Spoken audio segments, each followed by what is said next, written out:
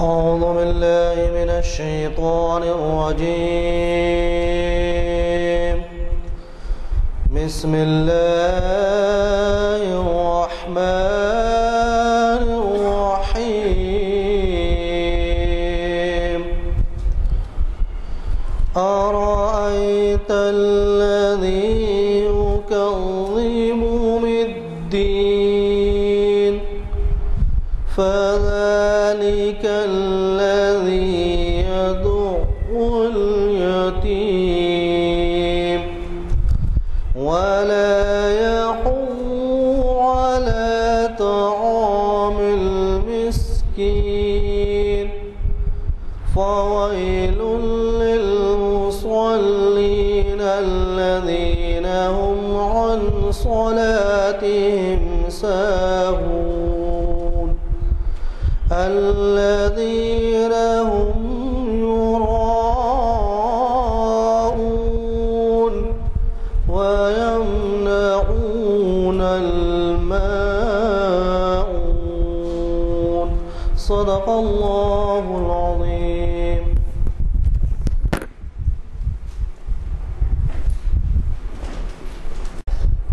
آج اعلامیہ نمبر 427 کے مطابق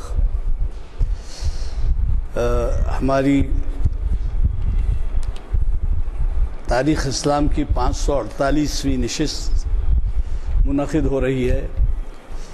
آج 7 اپریل 2012 مطابق 14 جمادی الاول 1433 ہجری بروز ہفتہ بعد اثر جامع مسجد عالیہ گن فاؤنڈری کے کانفرنس ہال میں، جسے جناب سید شاہد حکیم صاحب آپ کے جانے مانے اسکالر اسلامک اسٹڈیز مخاطب کر رہے ہیں.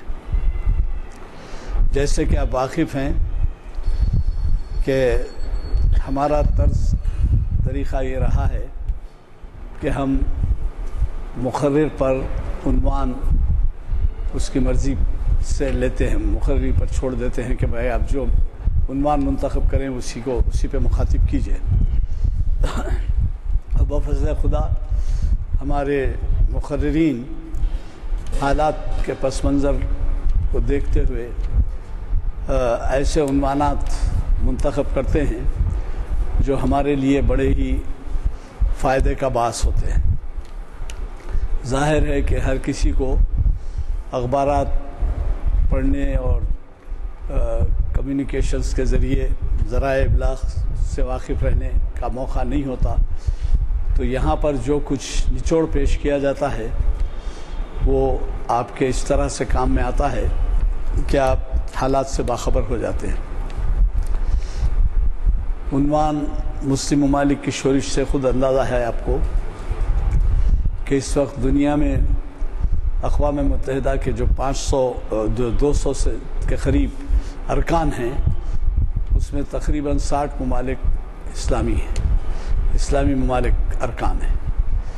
اور ان میں جو کچھ شورش ہے اس کا بھی آپ کو اندازہ ہے کہ ہر جگہ کی حکومت اپنے آپ کو یہ بتانے کی کوشش کرتی ہے کہ وہ اسلامی حکومت ہے اور شرع کی پابند ہے، لیکن ان میں جو کچھ حالات ہیں جس قدر بھی ہم واقف ہیں وہ حقائق سے مختلف ہیں.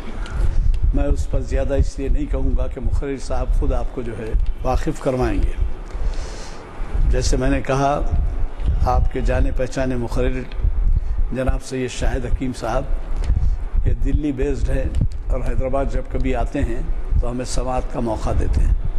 چنانچہ ان کے شارٹ اسٹے مختصر قیام کی وجہ سے ہم نے پرسوں بھی ان کا ایک خطاب رکھا ہے 9 اپریل کو، جو خود بھی وہ اتنا ہی اہم ہے. موجودہ دور کی تعلیم شریعت کی روشنی میں کے عنوان سے پیر کے دن ہے.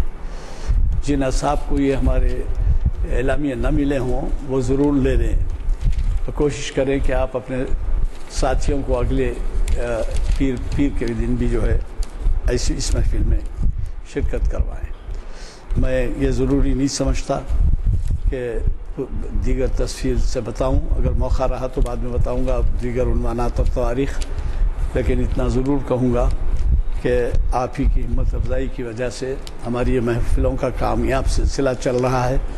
چنانچہ 1-2 محافل کے بعد ہم 550 محافل منعقد کر لیے ہوں گے.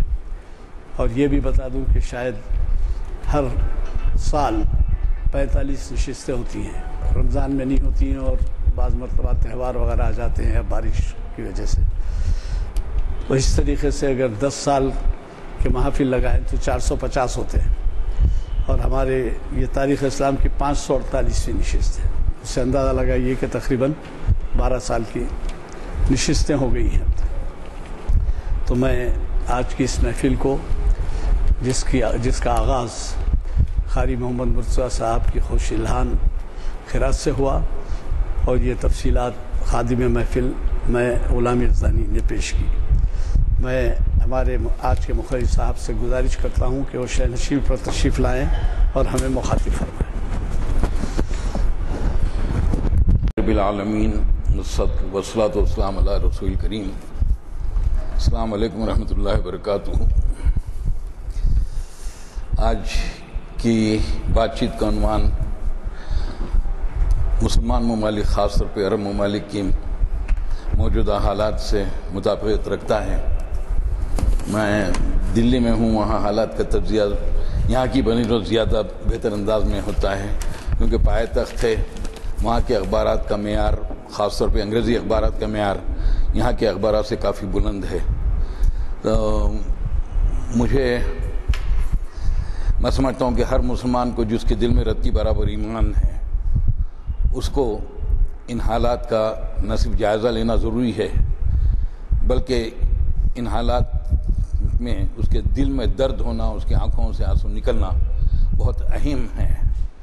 میں نے ایک آیت اس تعلق سے قرآن مجید سے منتخب کی. میں عالم دین نہیں ہوں، میں ایک طالب علم ہوں. الحمدللہ تقریباً روز ہی میں قرآن ترجمے سے پڑھنے کی کوشش کرتا ہوں. یہ آیت 3 سورتوں میں آئی ہے.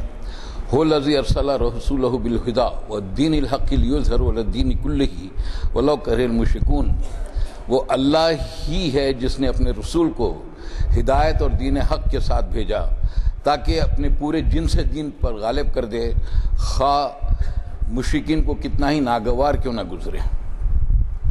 یہ سورہ توبہ میں آئی ہے، سورہ صف میں ہے اور سورہ فتح میں ہے.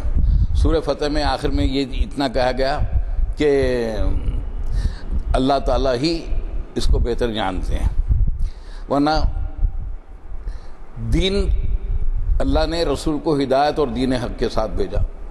ہدایت تو قرآن ہے، اسی تشریح حدیث ہے، سیرت پاک ہے. دین حق دین کیا چیز ہے؟ عام طور پہ ہمارے بچپن میں ہم نے دیکھا تھا، ایک دور ایسا گزرا جب یہ تھا کہ صاحب فلاں کا دامن پکڑ لو، جنت میں چلے جائیں گے. خواہ آپ کچھ بھی کر لیں، خواہ آپ بیان بازی کیوں نہ کر دیں کہ بھئی شراب کی دکانیں کھولو تاکہ آمدنی زیادہ ہوتی ہے. اب مجھ سے پابندی ہے کہ نام نہ لیا جائے. تو شراب کی دکان کو ایک شخص کہہ رہا ہے، اور اس شخص کو وہ کبھی کسی صوبے کا وزیر اعلیٰ بھی رہ چکا ہے، وہ کہہ رہا ہے کہ شراب کی دکان کھولو تاکہ آمدنی زیادہ ہوتی ہے، اور ہم اس پہ اپنا منہ بند کر کے بیٹھے رہیں. اقبال کا بڑا پیارا شعر یاد آ رہا ہے: آئین جواں مردہ حق گوئی و بے باکی، اللہ کے بندوں کو آتی نہیں روباہی. حضور صلی اللہ علیہ وسلم کی حدیث ہے، اگر ہم ان چیزوں کو چھوڑ دیں تو اس سے بہتر ہے کہ ہم یہ مجالس بند کر دیں. حدیث ہے کہ اگر برائی کو دیکھو تو زبردستی روکو، زبردستی نہیں روک سکتے تو زبان سے برا بولو، اگر وہ بھی نہیں کر سکتے دل میں سے برا سمجھو. لیکن یہ ایمان کی کمزور ترین شاخ ہے. کیا ہماری زبانوں پر بھی تالے پڑ گئے آج؟ اس شخص کو آپ لوگ، آپ کے اکابر دین سیرت کی مجلسوں میں بلاتے ہیں، وہ کہتا ہے کہ شراب کی دکان کھولو کشمیر میں تاکہ آمدنی زیادہ ہو. جب میرے سامنے باتیں مجھ سے لوگوں نے پوچھا، الحمدللہ میں فوجی آدمی ہوں اور مجھے لپٹ چھپٹ نہیں آتی، الحمدللہ میں بات بولتا ہوں. ایک شعر یاد آ گیا کہ ہوش مندوں نے کہا ہر بزدلی کو مصلحت، ہوش مندوں نے کہا ہر بزدلی کو مصلحت، جانب مقتل گئے تو صرف دیوانے گئے. جانب مقتل جانے والے نہیں ہوتے تو آج مصر پہ ظلم ختم نہیں ہوتا، آج شام میں جد و جہد ختم ہو جاتی، مٹ جاتی. لیکن الحمدللہ چل رہی ہے. آج ٹونس میں جہاں پر جو لوگ الحمدللہ لائف سے کافی ممالک بھی میں جا چکا ہوں، ٹونس میں یہ حال تھا کہ اگر کوئی مسلمان نماز کو جاتا تو ایک رجسٹر ہوتا تھا کہ وہاں پہ نام لکھا جائے، آپ کا پتہ لکھا جائے، لیکن سینگاگ یہودی جاتے تو ان کے لیے نہیں تھا، لیکن الحمدللہ اسلام پسند جماعت وہاں جیتی ہے۔ اگر ہم سب منہ بند کر کے اگر بیٹھے رہیں اور یہ بولیں کہ صاحب ہماری بیان سے کہیں گورنمنٹ پکڑ نہ لے، میں تیار ہوں، میرا نام سید شاہد حکیم ہوں، ماساب ٹینک میں رہتا ہوں، ایئر فورس میں آفیسر رہ چکا ہوں، اور جامعہ ملیہ اسلامیہ وائس چانسلر کو میں ایڈوائزر ہوں، کوئی بھی سی آئی ڈی صاحب آ سکتے ہیں میرے پاس، حق بولنے کے لیے الحمدللہ مجھے ڈر کی ضرورت نہیں ہے۔ تو یہ آیت کہ دین حق ہے کیا چیز؟ دین کے معنی ایک نظام کے ہوتے ہیں، ایک عادلانہ نظام کے ہیں۔ تو اللہ تعالیٰ کا مقصد ہے کہ عادلانہ نظام اس دنیا میں قائم کیا جائے، اور رسول کی بعثت کا خاص مقصد یہ تھا۔ آج کے دور میں ایک بڑی بری بیماری چل پڑی ہے، وہ یہ ہے کہ اللہ معاف کرے اگر میں غلطی بھی ہوں تو اللہ مجھے سیدھا راستہ دکھائے، کہ نماز پڑھ لو، روزہ رکھ لو، حج کر لو، زکوٰۃ کر لو، ہو گیا دین۔ رشوت کھا لو، انڈسپلن ہو جاؤ، گندے رہو، ہر طرح کی ہر خراب حرکت میں مسلمان سب سے آگے رہیں، لیکن رمضان میں 30 روزے ٹوپیاں پہن کے موجود رہیں، اور آپ سمجھیں کہ بھئی ہمارا دین ہو گیا۔ قرآن کی مشہور آیت ہے کہ آج ہم نے تمہارا دین تمہارے لیے مکمل کر دیا، دین مکمل کر دیا۔ اگر نماز روزے کا نام ہی اگر دین ہوتا تو دین مکمل کرنے کی ضرورت کیا تھی؟ اگر صرف نماز روزہ ہی سب کچھ ہوتا تو رسول اللہ یہ کہتے کہ تم میں سب سے بہتر وہ جس کے اخلاق سب سے بہتر ہیں، تم میں سب سے بہتر ہے جو اپنے گھر والوں کے لیے بہتر ہے، وہ شخص جو اپنے بچیوں کی پرورش کرتا اور ان کو جو ہے شادی بیاہ کر دیتا، میں اور وہ جنت میں ایسے ساتھ رہیں گے، ایماندار تاجر اور میں جنت میں ایسے ساتھ رہیں گے۔ یہ کیوں کہتے کہ جو ہے وہ مومن نہیں ہے جس کے دل میں شہادت کی تمنا نہیں ہے، وہ کہتے کہ وہ مومن نہیں ہے جس کے دل میں امت کا درد نہیں ہے۔ یہ سب بولنے کی ضرورت نہیں تھی، صرف نماز پڑھو، روزہ رکھو۔ آج یہی ہو رہا ہے، یہ سب سے بڑی بیماری ہے، اس کی وجہ سے ساری بیماریاں پھیل رہی ہیں۔ اللہ معاف کرے، اس قوم میں ہم سمجھیں سجدے کر لیے اور بس ہر چیز سے مبرہ ہو گئے، جو چاہے ہم آزاد ہیں کرنے کے لیے۔ اصل مقصد رسول کی بعثت کا دین حق کا قیام تھا۔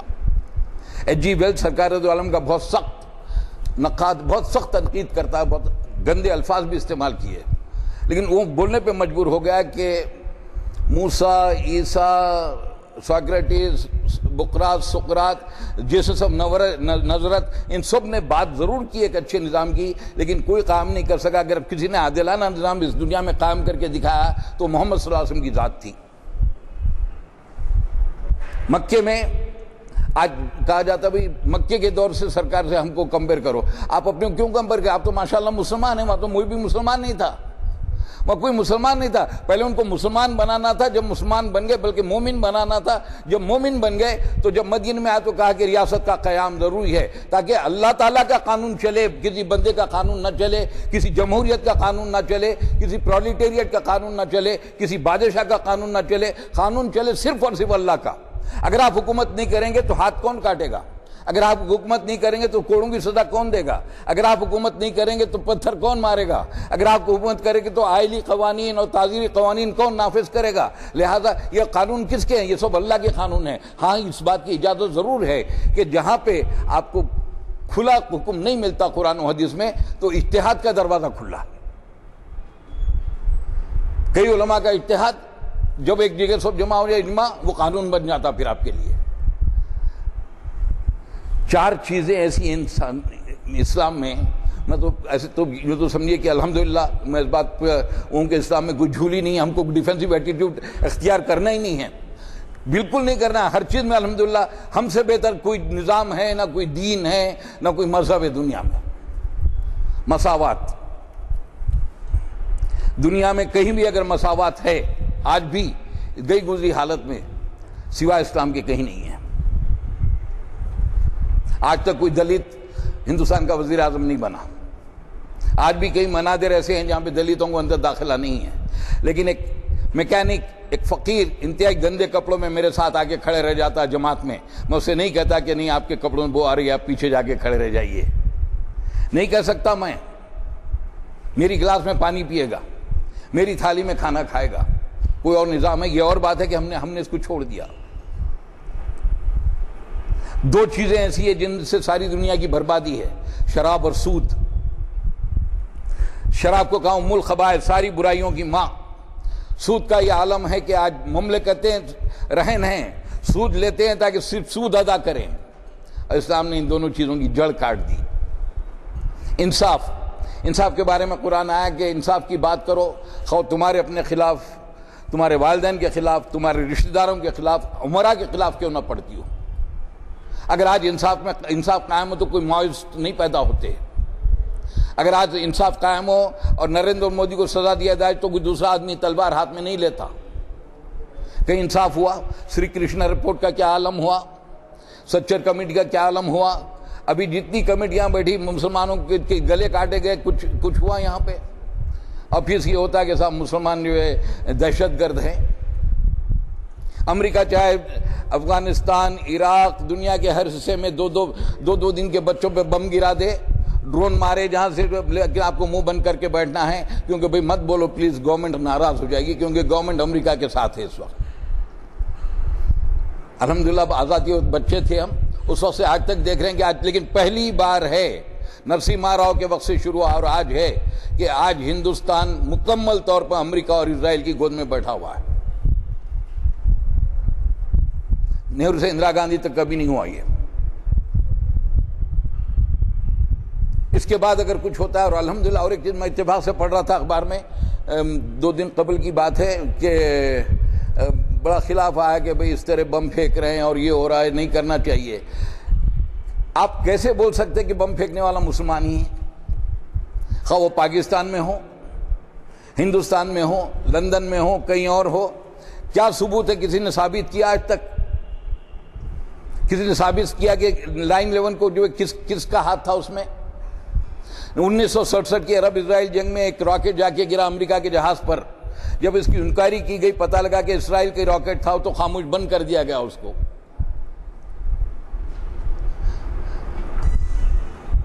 ہم آپ بھی کرتے ہیں تو ہو جاتے ہیں بدنام، وہ قتل بھی کرتے ہیں تو چرچا نہیں ہوتا، اور پھر اس پہ ہم کو ہے کہ صاحب نام نہ لیا جائے کسی کا۔ دنیا میں آپ ماشاءاللہ کوئی صاحب ہوں گے یہاں پہ تہجد گزار لوگ بھی ہوں گے، عالم مجھ سے بہتر عالم بیٹھے ہوئے ہیں مجلس میں، میری خوش نصیبی کہ میری بات سننے آ گئے ہیں یہاں لوگ، تو آپ تہجد گزار ہوں گے، آپ رات بھر نوافل پڑھتے ہوں گے، لیکن اس ناچیز کی نظر میں اگر آپ 2 بچوں کو کسی ننگے فلم ایکٹر سے بچا دیں تو آپ کے سینکڑوں نویل سے بڑا ثواب ملے گا۔ میں جامعہ ملیہ میں ہوں، خون کے آنسو روتا ہوں، اوپر گیسٹ ہاؤس میں رہتا ہوں، نیچے بڑا میدان ہے، پارٹیز ہوتی ہیں جو مسلمان خواتین جس رنگ میں آتی ہیں، جو مسلمان بچیوں کے برقع تو دور کی بات ہے، گلے سے دوپٹے بھی چلے گئے، جین اور پٹلون میں ہیں۔ میرے پاس بھی آتی ہیں، ایک لڑکی آ گئی 16-17 سال کی، کہنے لگی سر ٹینس کھیلنا۔ میں نے کہا کیوں بھائی؟ ثانیہ مرزا کھیل رہی اس لیے آپ کو کھیلنا ہے؟ نہیں سر شوق ہے۔ میں نے کہا آپ فلاں تاریخ کو آئیے، جب آئے تو میں نے کہا ایک لوز ٹریک سوٹ اور سر پہ اسکارف باندھ کے آپ آئیے، میں کھلاتا ہوں آپ کو۔ اس وقت نہیں آئی، پھر بعد میں آئی، پھر میرے پاس آئی، اس کی بہن بھی ہے، بہن ڈینٹسٹ ہی کری ہے کچھ اور میتھمیٹکس وغیرہ کی، آگے بچیاں۔ میں نے کہا والد کیا کرتے؟ تو فیروز آباد میں چوڑیاں بناتے ہیں، کوئی انگلینڈ ریٹرن بھی نہیں ہے۔ ان کی بچیاں جین میں آ گئی ہیں، بڑی بچی تو نہیں تھی ماشاءاللہ، لیکن الحمدللہ کا احسان ہے، جب میں نے کہا تو کہنے لگی سر آج کے بعد نہیں پہنوں گی، اس کے بعد سے اس نے جین نہیں پہنا۔ آپ یہ خرابیاں ہو رہی ہیں، اور خرابیاں کس کی وجہ سے آ رہی ہیں؟ ان کا نام مت لو، ہم پہ ارشاد ہوئے نام مت لو ان کا۔ کس بات کا ڈر ہے صاحب؟ کس بات کا ڈر ہے؟ جان دی ہوئی اسی کی ہے، حق تو یہ ہے کہ حق ادا نہ ہو، کیا کریں گے؟ اگر مصلحت کے نام پہ خاموش ہوتے تو آج مصر کا انقلاب برپا نہیں ہوتا، آج اخوان المسلمین کا صدر بننے کی جو امید نہیں پیدا ہوتی۔ جن کو صدر کے لیے نامزد کیا گیا ان کی زندگی اٹھا کے پڑھیے کہ کتنے سال انہوں نے جیلوں میں گزارے۔ جو اردو داں ان کے لیے کتاب ریکمنڈ کرتا ہوں، زنداں کے شب و روز زینب الغزالی کی۔ میں سوچتا ہوں کہ آج کے دور میں کیا اللہ ایسی عورت پیدا ہو سکتی جس کو 1 سال ناصر نے جیل میں رکھا، ہر طرح کی سزا دی، کتے چھوڑے، برف پہ لٹایا، الٹا لٹکایا، کوڑے مارے، بڑا عہدہ آفر کیا، انہیں کہ نہیں میں دین کا کام نہیں چھوڑوں گی۔ 1 سال کے بعد چھوڑا گیا، میرے خیال سے 2 سال پہلے ان کا انتقال ہوا۔ اگر ہم مصلحت ہوتے تو آج یہ ہوتا، یہ انقلاب برپا ہوتا۔ اگر مصلحت کا نام لیتے تو آج تونس میں انقلاب برپا ہوتا۔ مصلحت کے نام پہ منہ پہ باندھے بیٹھے رہتے تو آج افغانستان سے نہتے طالبان مقابلہ کرتے. کسی نہ کسی کو تو قربانی دینی ہے نا, کہ خون 100,000 انجم سے ہوتی ہے سحر پیدا. ہزاروں ستاروں کا خون ہوتا تبھی جا کے سحر نکلتی ہے. یہ قربانیاں رائے گاہ نہیں جائیں گی انشاءاللہ. آج جو شوری یہ رائے گاہ نہیں جائے گی. رسول اللہ سے کہا گیا کہ نیک نظام قائم کیجئے آپ, جہاں پہ اللہ کی حکومت ہو. آپ کے گھر میں آپ کا قانون چلے گا, میرا قانون نہیں چلے گا. یہ کائنات کس کی ہے؟ یہ کائنات کس کی ہے؟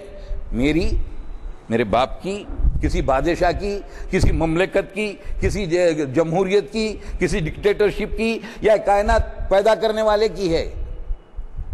جب کائنات اس کی ہے تو قانون کس کا چلے؟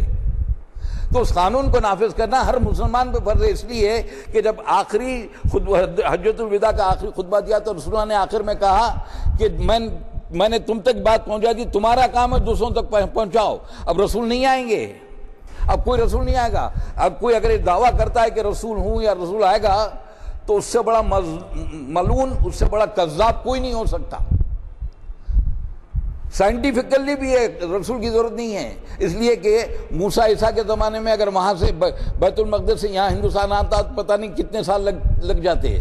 آج اللہ تعالیٰ نے سائنس ایسی کی کہ حضور کا پیام ادھر فیکس ڈالا ادھر مل گیا, ادھر انٹرنیٹ پہ کھل گیا. تو ضرورت کیا ہے؟ کوئی ضرورت نہیں تھی. لہذا اب رسول نہیں آئیں گے, لیکن رسول کا کام کس نے کرنا ہے؟ ہم میں سے ہر ایک نے کرنا ہے. اس لیے قرآن میں آیا ہے, قرآن کا ایک ایک لفظ علماء کے لیے ہی نہیں ہے, سارے مسلمانوں کے لیے ہے. کنتم خیر امۃ اخرجت للناس تأمرون بالمعروف تنہون عن المنکر تؤمنون باللہ. تم بہترین امت اٹھائی گئی ہو, تمہارا کام ہے لوگوں کو بھلائی کی طرف بلائے, برائی سے روکے اور اللہ پر ایمان لائیں. بھلائی کیا ہے؟ اسلام کے علاوہ کوئی بھلائی نہیں ہے دنیا میں. میں ایک ماڈرن مسلمان بات کر رہا ہوں. یہ میں کسی مدرسے کا طالب علم نہیں ہوں, یا آل سائنس کا پڑھا ہوا ہوں. الحمدللہ یہ میرا یقین ہے, ایمان ہے, اور میں الحمدللہ اس پہ بات کرنے تیار ہوں. سوائے اسلام کی کوئی بھلائی نہیں ہے. یہ میں اسلام کی بات کر رہا ہوں, مسلمان کی بات نہیں کر رہا ہوں. میں اسلام میں مجھ میں زمین آسمان کا فرق ہے. میں قرآن و حدیث کے اسلام کی بات کر رہا ہوں. اگر قرآن و حدیث کا اسلام آپ پکڑ لیں تو انشاءاللہ آپ کو کوئی فکر نہیں دے سکتا. اس لیے کہ قرآن میں ہی ہے وَلَا تَهِنُوا وَلَا تَحْزَنُوا وَأَنْتُمُ الْأَعْلَوْنَ إِن كُنتُم مُؤْمِنِينَ. رنجیدہ مت ہو, غم مت کرو, آخرکار تم ہی کامیاب ہوگے اگر تم مومن ہو. مسلمان کو نہیں کہا, شرط یہ مومن بن جاؤ تم کامیاب ہیں. مومن بننے کے لیے, مسلمان بننے کے لیے کلمہ طیبہ, نماز, زکوٰۃ, روزہ, حج, مسلمان ہو گئے. الحمدللہ ہم سب مسلمان ہیں. مومن سورہ حجرات اگر اٹھا کے پڑھیں گے آپ تو اس میں آیا کہ اے رسول یہ بدو کہہ رہے ہیں کہ مومن ہو گئے. کہہ لو ان سے تم مومن نہیں ہوئے, تم تو مطیع ہوئے, تم فرما بردار ہو گئے, تو مسلمان ہوئے, مومن نہیں ہوئے. مومن وہ ہے جو ان پانچوں کے بعد میں شک میں نہ پڑے جنت ہے کہ نہیں ہے, رسول اللہ نے کہا کہ نہیں کہا, فرشتے ہیں کہ نہیں, ہم نے کسی کو نہیں دیکھا, لیکن شک میں نہ پڑے, اور اللہ کی راہ میں اپنے جان و مال سے جہاد کرے. جب یہ 7 چیزیں پیدا ہو جائیں گی تب جا کے آپ مومن بنیں گے, ورنہ آپ مومن اپنے آپ کو مت سمجھو, آپ مسلمان ہیں الحمدللہ. یہاں شک میں پڑھنے کی, اللہ کی راہ میں جان و مال سے جہاد کی بات آ رہی ہے, میں آپ کو سناؤں گا ابھی آگے. جہاد کی بات آ رہی ہے اور ہم یہ ڈر ہے کہ صاحب فلاں صاحب کی بات نہیں کریں. کیوں نہیں کریں صاحب؟ جب برائی ہوتی ہے تو برائی کی بات کرنی پڑے گی. نوجوان بیٹھے ہوئے, نوجوانوں کو بتانا پڑے گا کہ برا عمل ہے. کپڑے اتار دینا کوئی جو اچھا عمل ہے, ننگے ہو جانا کوئی عمل ہے. قرآن میں آیا ہے کہ ہم نے کپڑا بنایا اس لیے تاکہ تم اپنا جسم ڈھانکو. جانور ناخن کاٹتا, جانور کپڑے پہنتا, جانور برش کرتا. اب جانور میں ہم میں کیا فرق ہو گیا؟ ہمارے بچے جن کی نقالی کر رہے ہیں جانوروں کی نقالی کر رہے ہیں, انسانوں کی تھوڑی نقالی کر رہے ہیں وہ. اور ہم کو کہا جاتا کہ جانور کا نام مت لو. مجھ سے گلا ہے سب کو, اخبار والوں کو بھی گلا ہے, لوگوں کو بھی گلا کہ بہت سخت بولتے, بہت سخت لکھتے. ساحل لودھیہ نے بڑا پیارا شعر کہا تھا, دنیا نے تجربات و حوادث کی شکل میں جو کچھ مجھے دیا ہے لوٹا رہا ہوں میں. جو میں دیکھ رہا ہوں وہ آپ کے سامنے بیان کر رہا ہوں. جو حال اس وقت امت مسلمہ کا, آپ کا حیدرآباد نسبتاً 1000 ٹائم بیٹر ہے کہ نارتھ انڈیا میں آپ چلے آئیں. وہاں کے مسلمانوں کی اگر حالت دیکھیں تو ان سے زیادہ مشرک کوئی دوسرا نہیں ہے. ہم سمجھتے ہیں مشرک بت کے سامنے چلے گا, مشرک قبر پہ سر رکھ دیا, مشرک یہ کر دیا, مشرک. شرک کئی اقسام کا ہے. شرک بھی نفس بھی ہے, صبح اذان ہو رہی ہے لیکن نیند کا غلبہ ہے کہ اللہ معاف کرے سو جائیں گے. شرک فی نفس ہو گیا, آپ کا نفس کا شرک ہو گیا, آپ نے اللہ کو چھوڑ دیا, نفس کو پکڑ لیا. شرک فی المال بھی ہے, اور آج شرک فی المال سب سے بڑا شرک ہے مسلمانوں میں. خواہ نیک ہو, متقی, پرہیزگار, دیندار, فقیر, رکشہ والا, کو ہر ایک کو ایک ہی فکر ہے کہ پیسہ ہے تو مطمئن ہے, پیسہ نہیں ہے تو پریشان ہے. اور یہ بھی بھول گئے کہ پیسہ بھی کون دیتا ہے. تم اس کو بلا دو گے تو پیسہ آئے گا کہاں سے. آج بنگلے بنانے کی فکر ہے, کیا کریں گے, کیا لے کے جاؤ گے؟ 2 کروڑ کا بنگلہ بنا کے ساتھ لے جاؤ گے؟ ساتھ جائے گا بنگلہ؟ ایک انسان کو کتنی جگہ چاہیے زندہ رہنے کے لیے؟ ایک چھوٹی فیملی تو 2 کمرے, بڑی فیملی 3 کمرے ہیں. بڑے بڑے بنگلے آپ بناتے ہیں, بہترین سے بہترین کار آپ خرید سکتے ہیں. 19 انچ کا ٹی وی ہے تو آپ 27 انچ کا لے کے آتے ہیں. آپ ان چیزوں میں مبتلا ہو چکے ہیں مکمل طور پہ, اور آپ پھر امید کر رہے ہیں کہ آپ دین کا کام کریں گے. پاسبل ہے یہ؟ ممکن ہے؟ ان سب کو چھوڑنا پڑے گا تبھی دین کا کام کر پائیں گے. نہ قرآن جھوٹ ہو سکتا نہ حدیث. ان اموالکم اولادکم فتنہ, تمہاری مال اور تمہاری اولاد تمہارے لیے آزمائش ہے. رسول اللہ نے کہا کہ ہر امت کی ایک آزمائش ہے, میری امت کا آزمائش مال ہے. کہا کہ مجھے تمہاری افلاس سے ڈر نہیں ہے, تمہارے اس بات سے ڈر ہے کہ تم پہ دولت آ جاؤ, تم برباد نہ ہو جائے. آج کیا ہو رہا ہے؟ کون کہتا مسلمان کے پاس پیسہ نہیں ہے؟ چلیے میرے ساتھ آئیے, اوکھلا میں آئیے, آپ ابو الفضل انکلیو میں آئیے, آپ بنگلے دیکھ کے حیران ہو جائیں گے. میں کل پرانے شہر گیا, میں گلیوں کے اندر میں نے دیکھا, یا اللہ 3-3 4-4 منزلیں بن رہے ہیں بنگلے. میں نے کہا یا اللہ اتنا پیسہ. میں بھی الحمدللہ کلاس 1 آفیسر رہا ہوں شروع سے ریٹائرمنٹ تک. تو مگر اگر اللہ تعالیٰ نے پیسہ دیا تو اس کا اہم مصرف ہے. اللہ تعالیٰ نے پیسہ دیا تو یہ کہ بسم اللہ کی تقریب ایسی کی جائے کہ جو وہ شہر میں ایک نام ہو جائے گا, صاحب فلاں صاحب نے اپنے بچی کی بسم اللہ ایسی کی تھی. شادیوں میں آپ کے پاس کیا حال ہے؟ 10 قسم کے کھانے بنتے ہیں. حضرت عمر اپنے بیٹے کے پاس کھانے کو گئے, 2 سالن رکھے. کہا 2 سالن؟ کہا کہ ابا میں تو بازار گیا تھا, ذرا عمدہ قسم کا گوشت لاؤ, لیکن اس میں یہ اتنا مل گیا, دوسرا تو اس لیے 2 بنا دیے. کہا عمر نے کبھی 2 سالن نہیں کھائے, اس لیے کہ رسول نے 2 سالن نہیں کھائے کبھی. یہاں شادیوں میں اسراف. کشمیر, حیدرآباد, دلی, اللہ معاف کرے, اللہ چھوڑے گا نہیں, چھوڑے گا نہیں, چھوڑے گا نہیں آپ کو اگر آپ نے اپنی شادیوں میں اتنا اسراف کریں گے تو. آپ کتنے ہی نمازی کیوں نہ ہو, 15 حج کر کے آتے ہیں. صاحب فلاں صاحب 15 حج کرائے, مجھے معاف رکھیں, مجھے معاف کریں آپ سب بھی, وہ صاحب بھی. یہ ریاکاری ہے, یہ عبادت نہیں ہے. کس نے کہا 15 حج؟ پہلا حج فرض ہے, اس کے بعد کے سارے حج نفل ہیں. بچی کی شادی نہیں ہو رہی ہے, پروز میں بچی ہے, 5000 جیب سے نہیں نکلتے, 15واں حج ضروری ہے, 20واں عمرہ ضروری ہے. ٹھیک ہے, محبت ہے, طبیعت کرتی ہے, 4-5 سال 6 سال میں ایک بار چلے جائے, کوئی بات نہیں. آج آپ کے اخباروں میں نہیں پڑھ رہے ہیں؟ میرے پاس آئیے, کتنی بچیاں غیروں کے پاس بیٹھی ہوئی ہیں جامعہ میں, آئیے. کتنی لیکچررز مسلمان غیروں کے پاس بیٹھی ہوئی ہیں, آئیے. کیوں جا رہی ہیں آخر؟ ایک تو آپ سب سے التجا ہے میری کہ اگر وقت ملے تو پرسوں ضرور تشریف لائیں, کیونکہ تعلیم کے بارے میں بہت سختی سے بولنے والا ہوں. اور انشاءاللہ مجھے یقین ہے کہ آپ میری بات سے اختلاف نہیں کریں گے. آپ دیکھیے بچیاں کیوں بیٹھی ہیں. ایک تو دینی تعلیم نہیں ہے, بچیوں کو پتہ ہی نہیں ہے کیا ہے. قرآن میں کھلا لکھا ہوا ہے کہ ایک مومن باندی لونڈی مشرک شریف زادے سے بہتر ہے خاتون کو کتنا ہی پسند کیوں نہ ہو. ایک غلام مسلمان مشرک شریف زادے سے بہتر ہے خاتون کو کتنا ہی حرام ہے. اگر آپ جو ہے مسلمانوں کے علاوہ کہیں اور شادی کرتے ہیں تو کتنے نام بتاؤں جن کے گھروں میں غیر مسلم داماد یا بہویں بیٹھی ہوئی ہیں, اور سب اکابر ہیں, اور ان سب کو سیرت کے جلسوں میں, نعتوں کے جلسوں میں بلایا جاتا ہے. ہماری دینداروں سے اور ہماری دین کے رہنماؤں سے یہی التجا ہے, اللہ واسطے ان کو نہ بلائیں, ان کا سوشل بائیکاٹ تو کر دیں. ان کو کیوں بلاتے ہیں؟ میں نے ایک ای ٹی وی اردو میں ایک دیکھا نعتیہ مشاعرہ, جس کی صدارت ایک فلم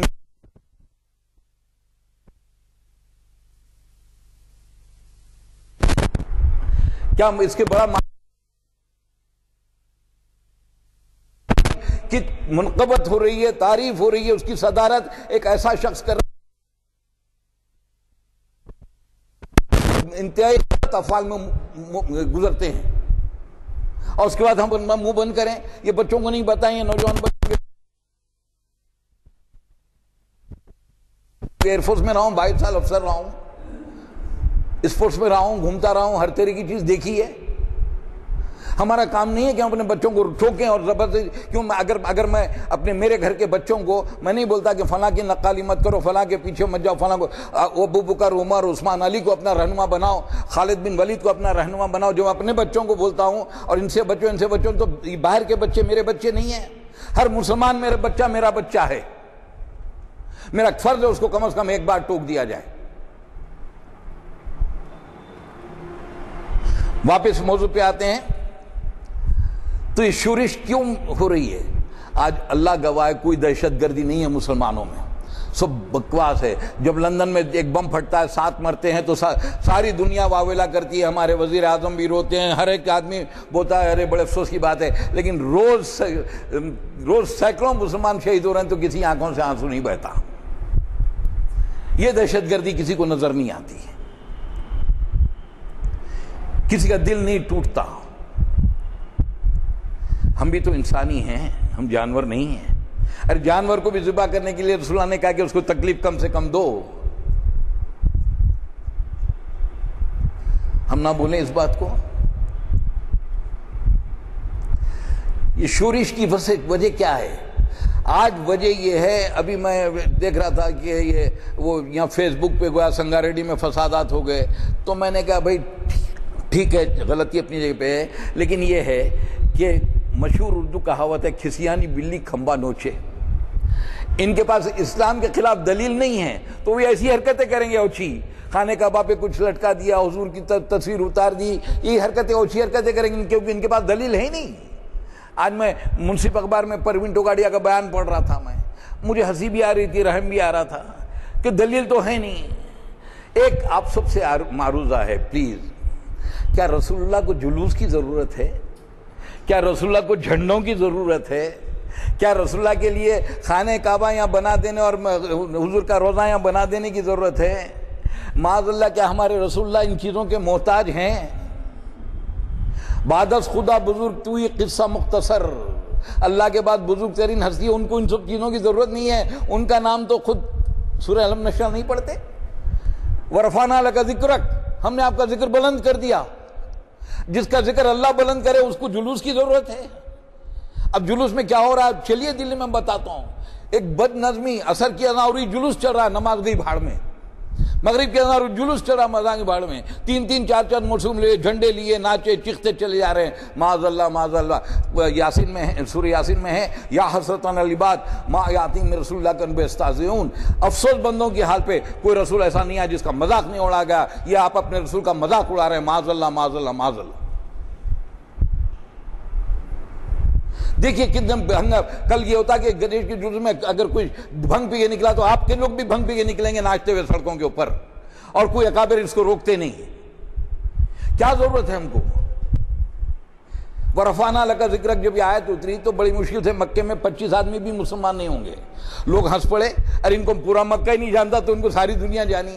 آج صبح کی پہلی کرن پھوٹتی ہے جاپان پہ،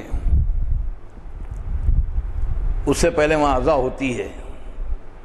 اذان میں کہا جاتا اشہد ان محمد رسول اللہ، ہر 5 منٹ ہر 10 منٹ کو کہا جاتا۔ جب ادھر جاپان میں عشاء ہوتی تو ادھر امریکہ میں فجر ہوتی، تو 24 گھنٹے نہ رام کا نام ہے، نہ کرشن کا نام ہے، نہ موسیٰ کا ہے، نہ عیسیٰ کا ہے، اگر نام چلا ہے تو اشہد ان محمد رسول اللہ۔ اب کیا ضرورت ہے آپ کو جلوس نکالنے کی اور یہ سب ہنگامے کرنے کی؟ ماشاءاللہ اس میں سمجھدار لوگ ہیں، میں سمجھتا ہوں، میری بات کا اندازہ کریں گے۔ کل چوک میں گیا تو کہنے لگے صاحب جب ہم نے اپنے بچوں کا، ماں باپ کا، سب کی سالگرہ مناتے تو رسول کی سالگرہ نہیں منائے؟ تو رسول کو گاندھی کی طرح سال میں ایک بار یاد کرنا ہے، روز سالگرہ منانے کی ضرورت نہیں ہے رسول کی۔ ہمارے سال میں ایک ہی بار یاد کرنا، 12 ربیع الاول کو، اس کے بعد بھول جانا ہے۔ یہ کون سا دین ہے؟ یہ کون سا مذہب ہے؟ تو یہ شورش کس لیے ہو رہی ہے؟ اس لیے کہ اسلام پسند چاہتے ہیں کہ اسلامی حکومت آئے تاکہ ہر ایک کو انصاف ملے۔ تاکہ وہ دن لوٹ آئیں جب ایک بوڑھیا یمن سے مدینے تک سر پہ سونے کی گٹری لے کے چلی آتی تھی اور اس کو کوئی لوٹنا تو دور کی بات ہے، اس کو ہاتھ پکڑنے والا بھی کوئی نہیں تھا. اور انشاءاللہ اسلام کی حکومت آئے گی تو یہ قائم ہوگا. اب یہ اور بات ہے کہ جب جن کے پاس حکومت آ رہی ہے وہ اسلام کو پکڑے رہیں گے کہ چھوڑیں گے، یہ دوسری بات ہے. لیکن اگر قرآن و حدیث کے مطابق حکومت کریں گے تو رہے گا. تو یہ چیز امریکہ نہیں چاہتا. کیوں؟ اگر یہ چیز آ گئی تو بغیر شادی کے 4 بچے پیدا نہیں ہوں گے، مرد کی شادی نہیں ہوگی، شراب میں ڈوبے نہیں رہیں گے، جوئے میں مبتلا نہیں رہیں گے، سود کا کاروبار بند ہو جائے گا اور ان کا اپنا اقتدار ختم ہو جائے گا. نہ اوباما صاحب رہیں گے نہ بش صاحب رہیں گے. ان کو تو چھوڑیے، نہ وہ تو ختم ہو گئے. کیا تھے مصر کے حکمران صاحب؟ وہ تو ختم ہی ہو گئے. بڑے حکمران تھے، بڑے ظالم تھے. ان سے پہلے ناصر صاحب نے کیا تھا، اس کے بعد انہوں نے کیا. ہماری نظروں میں بہت بڑے جو ہے نیک آدمی تھے لیبیا کے سب، لیکن جو ان کے بارے میں جانتے وہی جانتے تھے وہ کس ٹائپ کے آدمی تھے. جن کی فوج میں ساری لڑکیاں جمع رہتی تھی، وہ نیک آدمی ہوتا؟ سب کا اقتدار ختم ہو گیا اور انشاءاللہ سب کا ختم ہوگا. اور سب سے زیادہ امریکہ، ہندوستان، روس، سب سے زیادہ مسلمان ملک کے حکمران نہیں چاہتے کہ اسلام آئے، کہ ان کا اقتدار نہیں رہتا. پھر آپ ایک نائب ہوتے، خلیفہ ہوتے، پھر ابو بکر کی طرح اعلان کرنا پڑتا کہ بھائی جب تک میں قرآن و حدیث کے مطابق چلوں میرے سے پیچھے آؤ، جس دن چھوڑ دو تو مجھے ہٹا دو تخت سے.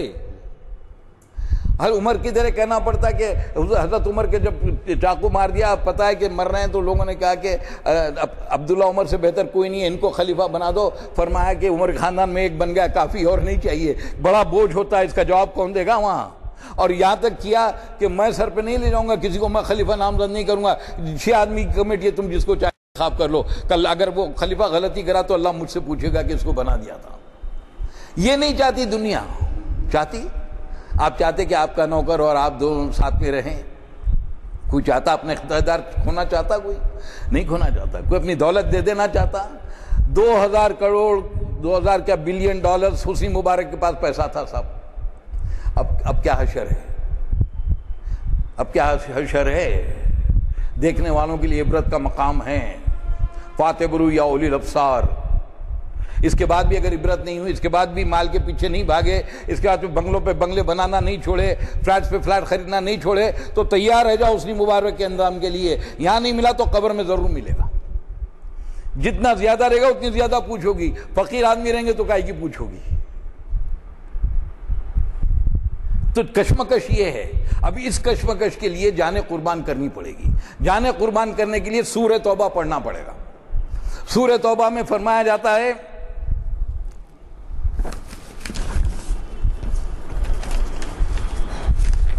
پہلے تو میں آپ کو ایک بات بتا دوں، اس سے پہلے سورہ انفال کی آیت نمبر 60 جا کے دیکھ لیں. جہاں تک میرا ناقص مطالعہ ہے 3 یا 4 جگہ آیا مسلمانوں کو ہتھیار رکھنے کا حکم، چھوڑ دیے، سارنگی ہاتھ میں لے لیے. سورہ انفال آیت نمبر 60، تم لوگ جہاں تک تمہارا بس چلے زیادہ سے زیادہ طاقت اور تیار بندے رہنے والے گھوڑے ان کے مقابلے کے لیے مہیا رکھو، تاکہ ذریعے سے اللہ اور اپنے دشمنوں کو، ان دوسرے اعداء کو خوفزدہ کرو جنہیں تم نہیں جانتے مگر اللہ جانتا ہے. آج آپ کے پاس ڈرون ہوتا تو آپ دبتے نہیں. آپ ڈرون چھوڑے، بہترین گانے والے آپ کے پاس. 1700 سال تک آپ نے حکومت کی، 1000 سال دنیا کی کسی قوم نے نہیں کی. اس کے بعد آپ غلام ہونے شروع ہو گئے. اس کے بعد جب آزادی ملی، ان 1700 سے آج تک 400 سالوں میں آپ نے کوئی بہترین سائنٹسٹ پیدا کیا؟ کوئی فارابی پیدا کیا، کوئی غزالی پیدا کیا، کوئی ابن سینا پیدا کیا، کوئی ابن حزم پیدا کیا، کوئی ابن عباس پیدا کیا؟ آپ نے پیدا کیے فنا گانے والے، فنا اداکار. اور آج بھی آپ کا مقدر انہی سے وابستہ ہے. کوئی بہترین سائنٹسٹ بچہ اخبار میں نام نظر نہیں آتا، لیکن ہر روز 4 جو ہے خانوں کے نام فلموں میں نظر آ جاتے. پھر اس کے بارے میں اگر نہیں بولیں تو کب بولیں گے، کہاں بولیں گے؟ کیا آپ کے بچوں کا مقدر یہی رہ گیا واپس؟ ایک کیا آیا سورہ سبا آیت نمبر 10 اور 11 پہ آگے پڑھیے.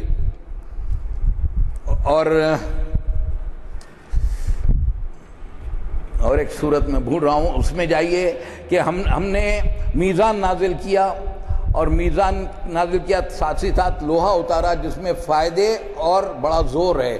فائدے لوہے کے معنی میٹل کے ہیں، کوئی بھی میٹل ہو، کوئی بھی دھات ہو سکتی. تو زور کے معنی کیا ہے؟ فائدہ تو ہو گیا، آپ یہ بنا لیے، کچھ اور چیز بنا لی، زور کیا ہے؟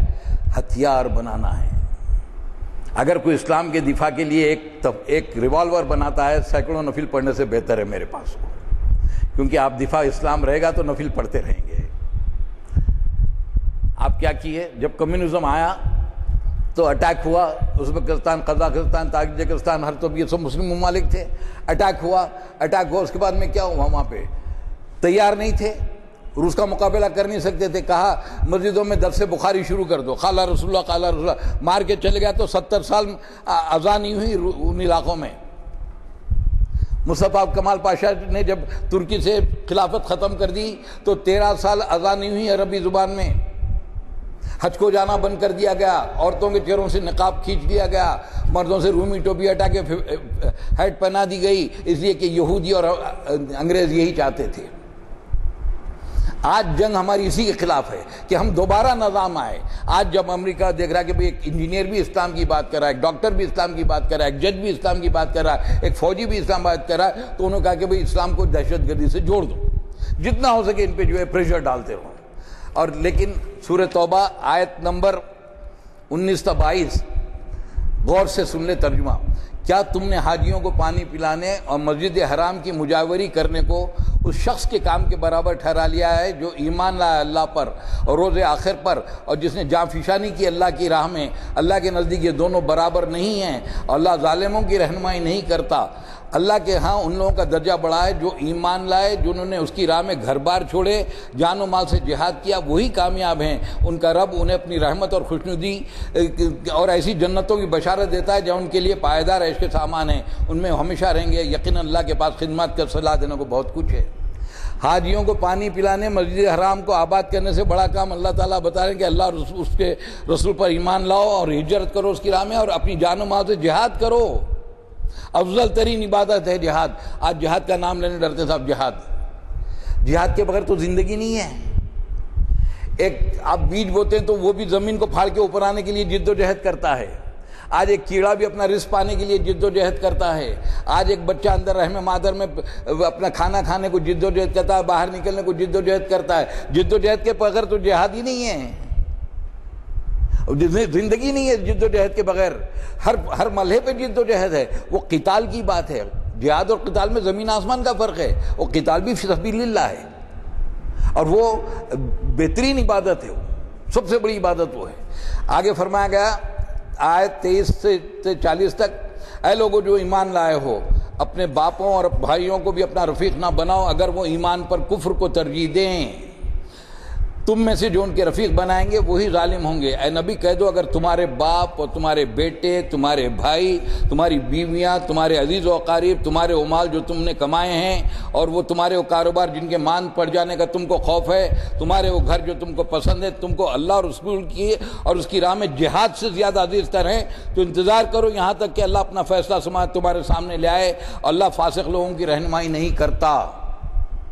باپ، بیٹا، بھائی، مال، گھر بار سب پیچھے ہے اللہ کے راستے میں جہاد کرنے سے۔ آگے ہے اسی میں ہے کہ 38-39 میں، اے لوگوں جو ایمان لاؤ تمہیں کیا ہو گیا کہ جب تم سے اللہ کی راہ میں نکلنے کو کہا گیا تو تم زمین سے چمٹ کر رہ گئے؟ کیا تم نے آخرت کے مقابلے میں دنیا کی زندگی کو پسند کر لیا؟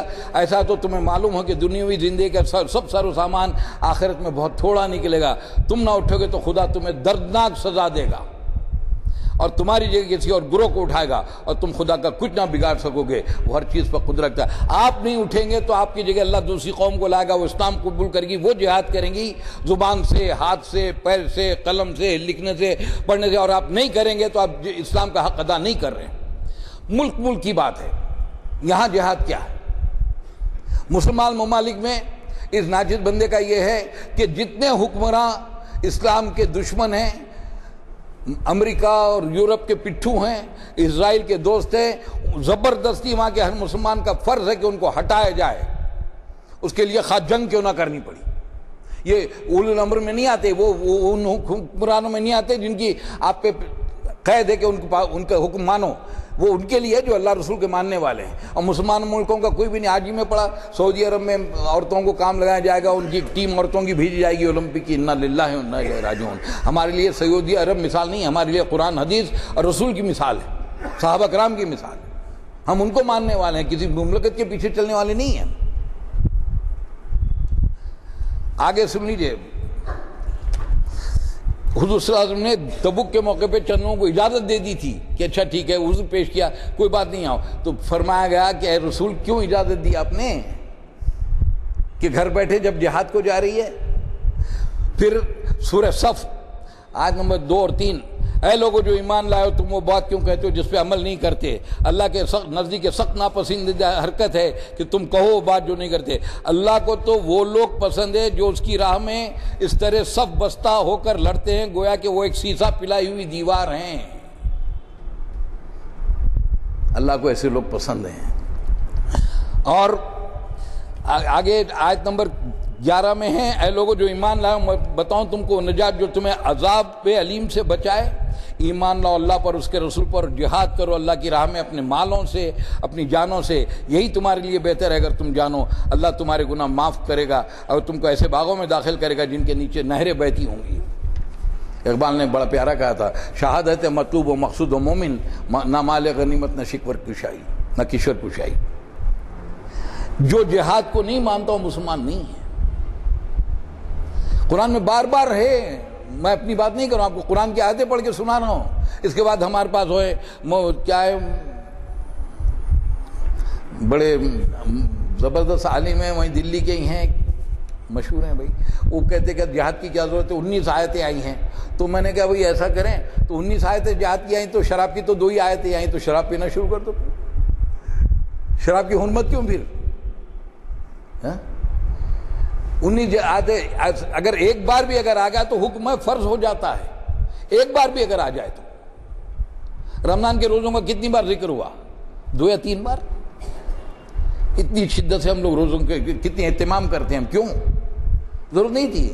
جہاد کی تو 19 آیتیں ہیں، جہاد و قتال کی۔ تو یہ جو شورش چل پڑی ہے، اللہ کرے کہ اسلامی شورش ہو۔ الحمدللہ ابھی تک آثار ایسے نظر آ رہے ہیں، خاص طور پہ ٹونس میں، مصر میں، اور نظر آ رہے ہیں، اور انشاءاللہ امید ہے کہ اللہ نے چاہا تو مصر میں اسلامی حکومت قائم ہوگی۔ اور وہ دعا ہم کرتے ہیں کہ اللہ وہ جو حکمراں بنے وہ قرآن و حدیث کے مطابق حکومت کرتے رہیں۔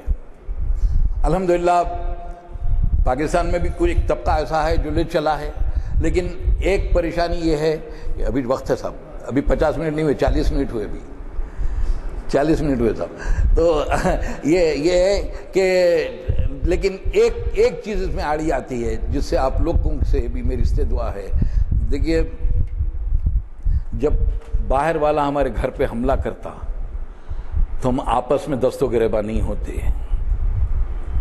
جب ہمارے گھر پہ حملہ ہوا، ہم 4 بھائی ہیں، آپس میں لڑتے نہیں ہیں، اس وقت پہلے گھر کی مدافعت کرتے ہیں۔ یہاں ساری دنیا ہم پہ ٹوٹ پڑی ہے اور ہم کو فکر ہے یہ وہابی ہے، وہ بریلوی ہے، یہ دیوبندی ہے، وہ فلاں ہیں اور فلاں ہیں فلاں ہیں۔ میں ایک ہی بات کہوں صاحب، جہاں تک میری ناقص معلومات ہے، اللہ تعالیٰ نے انسانوں کو 3 خانوں میں بانٹا ہے، مومن و مسلم، کافر و مشرک، منافق۔ چوتھی کوئی چیز ہے تو مجھے کوئی صاحب آگاہ کر دے، میں ممنون ہوں گا۔ یا تو آپ مومن و مسلم ہیں، یا کافر و مشرک ہیں، یا منافق ہیں، چوتھا کوئی نہیں ہے۔ یہ تو قانون بنا ہے ہمارے ائمہ اربعہ نے، اور ان کا احسان ہے امت کے اوپر۔ امام ابو حنیفہ، امام مالک، امام احمد، امام شافعی کا احسان ہے ہم پہ کہ قرآن و حدیث کی روشنی میں قانون ہم کو بنا کے دیا، اس پہ ہم دست و گریباں ہوں۔ فلاں کافر ہے، فلاں کافر ہے، فلاں کافر ہے۔ جو شخص کہتا ہے کہ شراب بیچنا شروع کرو، اس کو تو کوئی کچھ نہیں بولتا۔ جو شخص اپنی بیٹی کو غیر کے شادی میں دیتا اور اس پہ اعتراض بھی نہیں کرتا، اس کو برا بھی نہیں کہتا، اس شخص کی تو آپ تائید کر رہے ہیں، اور آپس میں مسلمانوں کو ایک دوسرے پہ کفر کے فتوے لگائے چلے جا رہے ہیں صاحب۔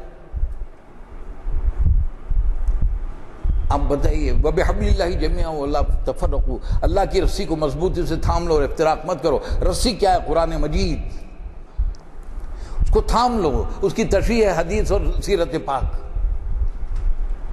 اس پہ جھڑنے لگنے کی بات نہیں ہے. آپ ٹھیک ہے، آپ سمجھتے کہ میرا مسئلہ غلط ہے، آپ مجھے سمجھا دیجئے، اس کے بعد آپ کا کام ہو گیا. اگر میں مانوں کہ نہیں مانوں، اللہ کو جواب دے میں رہوں گا، اس پہ لگنے جھگڑنے کی کوئی سوال نہیں پیدا ہوتا. اللہ واسطے اس فتنے سے اپنے آپ کو بچائیے، اپنے آس پاس لوگوں کو بچائیے. اور ایک فتنہ بہت شدید چل پڑا ہے جس کی یہاں وہ میں سمجھتا ہوں حیدرآباد میں بھی الحمدللہ کافی اس بارے میں کام ہو رہا ہے. وہ یہ ہے کہ معاذ اللہ کہ حضور کے بعد بھی نبوت چل سکتی ہے.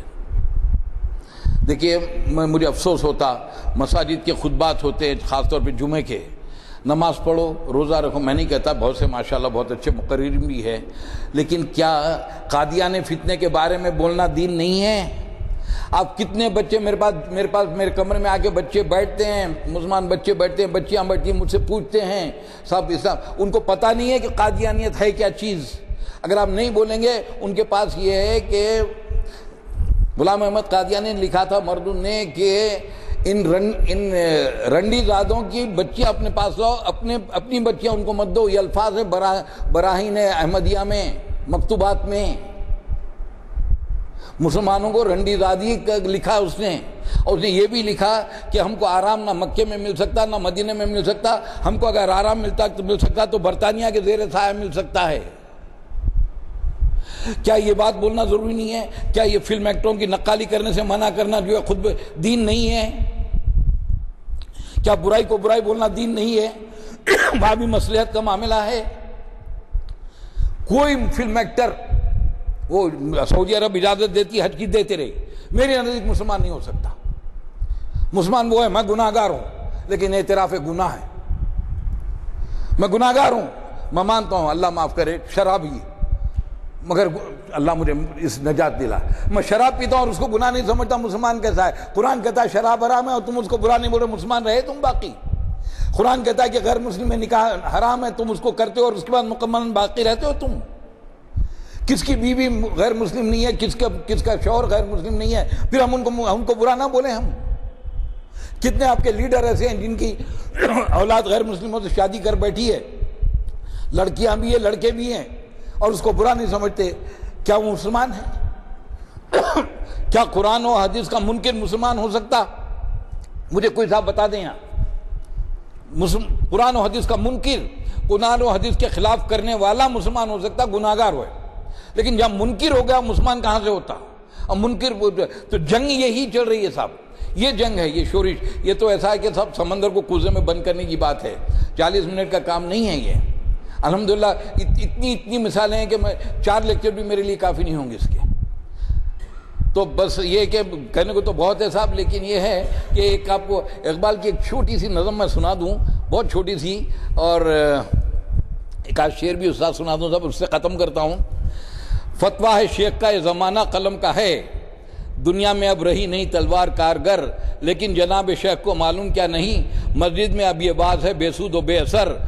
تیغ و تفنگ دست مسلمان میں ہے کہاں، ہوں بھی تو دل ہے موت کی لذت سے بے خبر. کافر کی موت سے بھی لرزتا ہو جس کا دل، کہتا ہے کہ اس سے کون مسلمان کی موت مر. تعلیم اس کو چاہیے ترک جہاد کی، دنیا کو جس کے پنجے خونی سے ہو خطر. باطل کے فال و فر کی حفاظت کے واسطے یورپ زرا میں ڈوب گیا دوشتا کمر. ہم پوچھتے ہیں شیخ کلیسا نواز سے، مشرق میں جنگ شر ہے تو مغرب میں بھی ہے شر. حق سے اگر غرض ہے تو زیبا ہے کیا یہ بات، اسلام کا محاسبہ یورپ سے درگزر. صاحب جہاد کی بات مت کرو، قتال کی بات مت کرو صاحب. ایک 2 شعر اور سنا دوں صاحب کہ جہاد کی یہ گفتگو نہ تم کرو اے شیخ جی، تمہارے بس کی یہ نہیں، یہ ولولوں کی بات ہے. اور یہ کہ جو ہے بزدلوں کے ہاتھوں میں لاٹھیاں نہیں ہوتی ہیں. جہاد کی ضرورت کیا، شیخ کا یہ کہنا ہے، بزدلوں کے ہاتھوں میں لاٹھیاں نہیں ہوتی. ربنا تقبل منا انک انت السمیع العلیم. اس قدر پرمغز خطاب سماعت کیا. شاہد حکیم صاحب ان لوگوں میں سے ہیں. ویسے تو اس مسجد کے جو تعمیر ہوئی، تعمیر جدید، اس میں جو کمیٹی شہریوں کی بنی تھی اس نے خود تصفیہ کیا تھا کہ ایسے ایکٹیویٹیز یہاں پر ہوں. لیکن ظاہر ہے کہ ایک ایکٹیویٹی کے لیے کچھ وقت لگتا گیا، اور جب یہ اس کا آغاز ہوا تو اس میں ہمارے شاہد حکیم صاحب کا بھی بڑا دخل رہا کہ یہاں آغاز کر سکے اس کا یہاں سے، اور وہ اس شخص سے اب تک برابر مخاطب کرتے آ رہے ہیں۔ ان کے خطاب میں آپ کو جو ہے، یوں تو آپ روزانہ تاریخ اسلام کے بارے میں ہر چیز کے بارے میں جانتے ہیں، یعنی آپ سے خطاب کیا جاتا ہے، ایک سے ایک عالم آتے ہیں، سب کچھ آتے ہیں، لیکن وہ ایک درد بھرا دل رکھتے ہیں، اور جس طریقے سے انہوں نے آپ کے سامنے فرمایا اس کی قدردانی کی ضرورت ہے۔ صرف ایک دو باتیں میں واضح کر دوں کہ تھوڑا سا انہوں نے ایک چیز کو مکس اپ کر دیا کہ میں اس کا ذکر نہ کروں، اس کا ذکر نہ کروں، ایسا نہیں ہے۔ ذکر آپ ضرور کیجئے، لیکن ذکر کرنے میں گندے لوگوں کے نام نہیں لینا، یہ بعض لوگوں کا خیال ہے۔ آپ فلم انڈسٹری کے بارے میں برا بولیے، آپ ایسے لوگوں کے بارے میں برا بولیے جو اسلام کے خلاف جاتے ہیں، جو شادیاں کرتے ہیں، مشرک ہیں، سب کریے، مگر مسجد کا تقدس یہ ہے کہ ایسے لوگوں کا نام مسجد میں نہ لیں۔ انہوں نے جو بات یہاں بتائی کہ جامع ملیہ آ کر دیکھیے، تو ہم تو یہ چاہیں گے کہ وہ جب یہاں محرک بنے ہیں تو جامع ملیہ کو ہم اس قسم کے خطاب کرتے ہوئے ہم سب کو دعوت دیں کہ آ کے دیکھیے ہم کیا کرنا ہے۔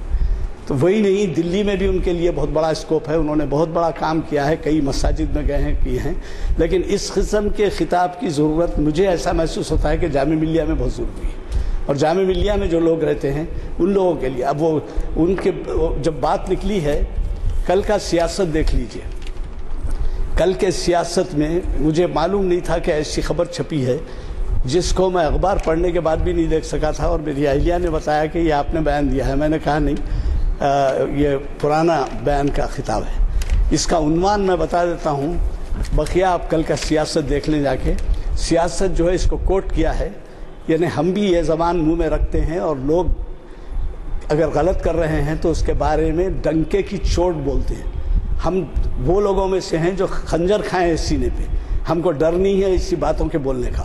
سیاست اخبار نے کوٹ کر دیا ہے 8 سال پہلے، سن 8 کی خبر، 2008 میں نے ایک بیان دیا تھا، اور وہ بیان 2008 یہاں لکھا ہوا ہے، اور اس کے بعد انہوں نے انگلش میں بیان دے کے اس کا ترجمہ چھاپا ہے، اور اس کا عنوان لگایا ہے سی ایم's claim on returning وقف پراپرٹی بوگس۔ یہ میرا بیان، سی ایم کے بارے میں بوگس کا لفظ استعمال کیا میں نے، اور اس کے بعد انہوں نے جو لکھا ہے وہ میں پڑھنا نہیں چاہتا، ضرور آپ پڑھ کے دیکھیے۔ جرأت رکھتے ہیں ہم، لیکن ایسی باتیں جس سے کہ نزاع کے مقامات ہوتے ہیں، یہ پارلیمنٹ ہے، اسمبلی ہے، محافل ہیں، یہ محافل دلی میں بھی ہو سکتی ہیں، ایسی محافل کو آپ جاری کرائیں گے تو ہماری بڑی خوشی کی بات ہے۔ حیدرآباد میں تو کئی جگہ جاری ہوئی ہے۔ یہاں کے محافل کی نظیر صرف میں کسی اور مسجد کا تذکرہ نہیں کروں گا، دوسری جگہ بھی ہو رہے ہیں، نہیں ہو رہے ہیں۔ مسجد عزیزیہ سے کون واقف نہیں ہے؟ مجاہد صاحب ابتدائی محافل میں یہاں تشریف لائے، جو وہاں کے روح رواں تھے۔ منشی بھائی بیڑی کے حفیظ خان صاحب جو تھے وہ مسجد کو بسائے زیادہ، تو ان کے بیٹے آ کے مجھ سے پوچھنے لگے کہ صاحب یہ محافل میں بھی جاری کرنا چاہتا ہوں۔ تو میں نے کہا کہ بھائی ایک شمع سے دوسری شمع جلے تو روشنی پھیلتی ہے یا کم ہوتی ہے؟ چنانچہ وہ بہت خوش ہوئے اور جا کے کئی اس وقت خطاب کر رہے ہیں۔ تو ہمارے ہاں یہ ایسی کوئی وہ بات نہیں ہے، ضرور آپ بول سکتے ہیں، لیکن مکس اپ مت کیجئے۔ یہ مکس اپ مت کیجئے کہ میں ایسی بات نہیں کروں گا، ایسی بات نہیں کہوں گا، یہ نہیں ہے۔ بات ضرور کیجئے، ہر برائی کے بارے میں بولیے، محفلیں ہیں اس کے بارے میں، یہ اس سے کوئی آپ کو روکا نہیں، اور آپ بولتے آئے ہیں، برابر ہم کو خوشی ہے کہ آپ اس قسم کا درد رکھتے ہیں۔ تو پیر کے دن کا محفل آپ نے مخرج سے سنا ہے کہ وہ آپ ضرور شرکت فرمائیں، اور وہ محفل جو ہے جیسے میں نے کہا حالیہ دور کے پس منظر میں ہے، جس میں تعلیم سے متعلق ذکر ہے کہ تعلیم میں ہم کس قدر غفلت کر رہے ہیں اور تعلیم کا کیا حال ہے۔ میں گزارش کرتا ہوں کہ وہ محفل میں بھی آپ اپنے ساتھیوں کو لیتے آئیں۔ دعا ہوگی، اذان کا وقت ہوا ہے۔ اعوذ باللہ من الشیطان الرجیم۔ ہم سب پڑھتے ہیں، اور شیطان سے برا کسی کا نام نہیں ہے۔ فرعون کا بھی ذکر ہے قرآن میں، حامان کا بھی ہے، شداد کا بھی ہے، کبھی لینا پڑتا ہے صاحب، بچے نہیں واقف ہوتے، بہت ضروری ہے، کیونکہ آج آپ یقین جانیے، میں دیکھیے آپ الحمدللہ مسلم ماحول میں رہتے ہیں، میں 1962 سے میں ایسے ماحول میں گزرا ہوں، میرا تو غیر مسلموں کا ماحول رہا، اور جہاں مسلمان ایسے لوگوں سے واقف ہوں جو ہر طرح سور کھاتے بیٹھے ہوئے میرے سامنے آفسس میں، تو بیرر آ کے مجھے بولا سر یہ نان ویج مت کھائیے آج آپ، اور کھانے والے مسلمان کہنے لگے تم تو ہمارا دھرم خراب کر دیا.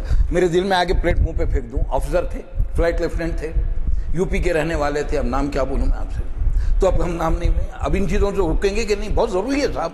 اور آج آپ یقین جانیے، اللہ گواہ ہے، بہترین سے بہترین عالم کو بلا لیجئے آپ، دنیا کے بہت بڑے لیڈر کو بلا لیجئے، 10,000 مسلمان جمع نہیں ہوں گے. ایک فلم اسٹار کو بلا لیجئے، پورا پرانا شہر ابھر آئے گا. ہم کو تو ہر محفل میں ان کے خلاف بولنا ہے، ہر محفل میں بولنا ہے ان کے خلاف. عام طور پہ غلط. میں کشمیر میں تھا، جموں میں تھا، ایک ہندوستان ٹائم میں بلاگ نیوز آئی 1000 فینس آف سلو بھائی. میں نے کہا بھائی کون ہے یہ؟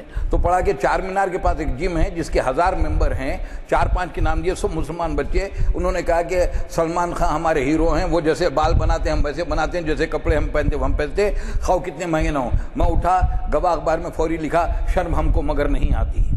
میں نے کہا کہاں گئے والدین جو کہتے تھے بیٹا ابو بکر بننا، عمر بننا، خالد بن ولید بننا؟ وہ گیا دور تو مولانا محمد علی بہادر اعظم بننا، وہ گیا ابراہم لنکن بننا، آزاد بننا، جناح بننا، وہ بھی چلے گیا. آج نہ استاد ویسے ہیں، نہ والدین ویسے ہیں. نہ اگر ہم بھی اگر بچوں کو نہیں، الحمدللہ میں اب دیکھیے میں تو وہاں جلسے تو نہیں کرتا، لیکن الحمدللہ میرے سے کافی، کیونکہ اللہ کا احسان ہے اسپورٹس میں ہوں، بے حساب بچے بچیاں میرے پاس آتے ہیں، اور میں الحمدللہ اس بات کی کھل کے بولتا ہوں.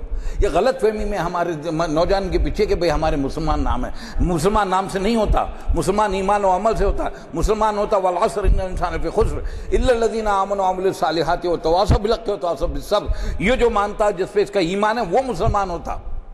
نام تو سید شاہد حکیم ہو سکتا سید ہوں گے اور اللہ کو نہیں مانتے، مسلمان رہتے کیا؟ نام سید شاہد حکیم ہے. مسلمان وہ جو ایمان لائے، عمل نیک کیے، اور ایک دوسرے کو حق سچائی کی تلقین کرتے رہے، صبر کیے. صبر ہے نا استقامت.